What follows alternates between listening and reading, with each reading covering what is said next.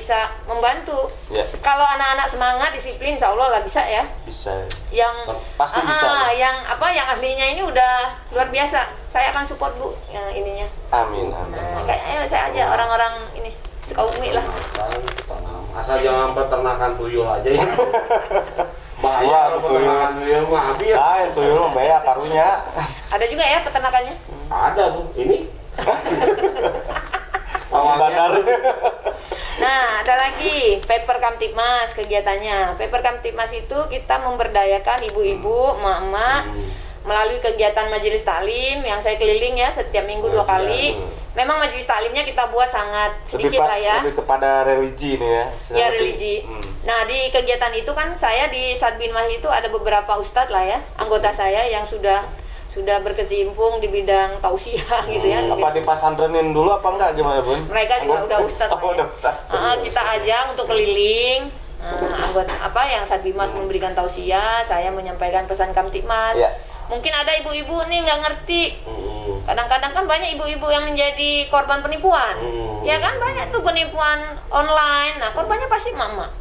Karena wanita kadang-kadang gampang terbujuk rayu. Kirain penipuan buaya darat Bun. Ada banyak. Oh, gitu. Itu namanya kasus grooming tuh. Oh. Kadang kasus orang yang lagi ibu-ibu yang lagi jomblo misalnya kan, dirayu sama seorang pemuda yang ngakunya misalnya punya pekerjaan tertentu, ngakunya pilot misalnya, dengan membuat akun yang palsu.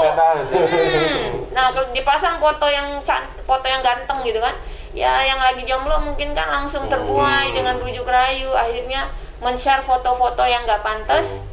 Nah, ujung-ujungnya dia diperas. Karena dengan ancaman kalau kamu nggak kasih fotomu akan saya sebarkan. Nah, seperti itu. Kita ada berapa kasus gitu? Ada. Ada ya. Jadi ada yang seperti buat ibu-ibu yang hati-hati, jomblo. yang mainin medsos, hati-hati ya karena banyak penipuan melalui online. yang modusnya itu tadi. Hati-hati juga, Foto banyak ganteng berita tapi hoax ya. ya. Yang jangan sampai kita menjadi penyebar berita hoax, karena belum tentu berita yang kita terima itu benar gitu loh. Kadang-kadang dia aktual saat ini terjadi, tapi sudah dikombin dengan isi berita yang bohong gitu ya. Jadi Terus apa lagi tuh kegiatannya ya? Patroli lah ya. Patroli. Kami siagakan patroli setiap saat.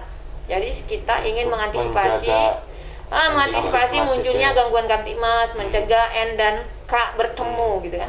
Kan kata Bang Napi, gangguan Kamtibmas, kejahatan terjadi karena faktor niat dan kesempatan. Nah, patroli ini ingin mencegah, memisahkan N dan K bertemu.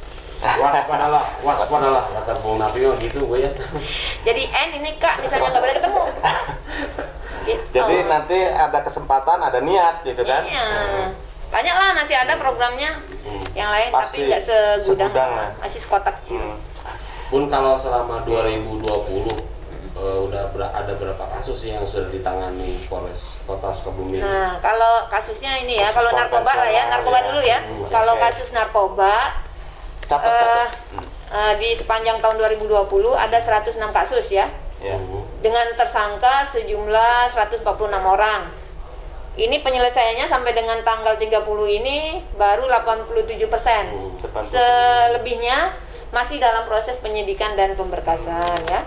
Kemudian dari kasus-kasus tersebut jumlah barang bukti yang sudah disita, sabu-sabu 1 kilo 3 on 89,06 gram.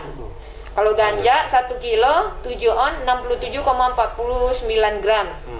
Nah, sedangkan psikotropika ekstasi sebanyak 29 butir, obat-obat berbahaya misalnya tramadol, heximer, riklona, diazepam ya, dextro, totalnya kurang lebih 88.562 butir.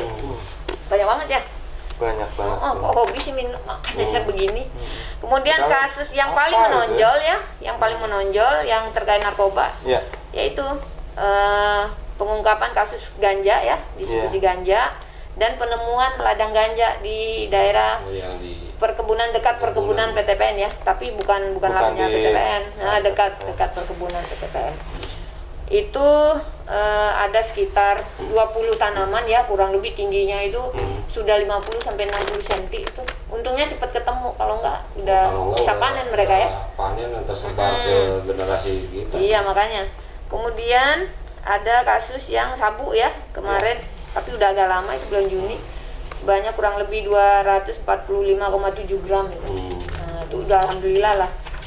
Yang besar-besar ya itu pengungkapannya dari Satgas lah ya, Satgas. Jajarannya, Min. Nah, untuk kasus reskrim ya, selama kurang lebih tahun 2020 ini kasus tindak pidana sebanyak kurang lebih 810 kasus. Penyelesaiannya sebanyak 488 ininya, sehingga total penyelesaian sekitar 60,25%.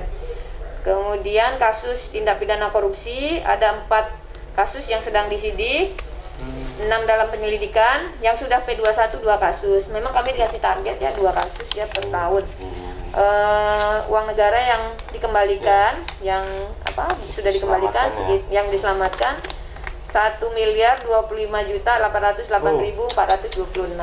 Bisa pakai kawin deui mah. 1,2 Teknik. kayaknya ya. Catat loh itu. Saya itu Akang. Kalau yang kejahatan ini yang paling menonjol. Yang paling menonjol Didominasi lah. ya masih curas ya, masih curas. Kemudian Curas, ya sajam ya, membawa sajam. Peredaran narkoba tadi itu kasus yang menonjol di sini. Termasuk itu Anirat ya, penganiayaan berat. Karena pelakunya tadi ada yang motor dulu ya.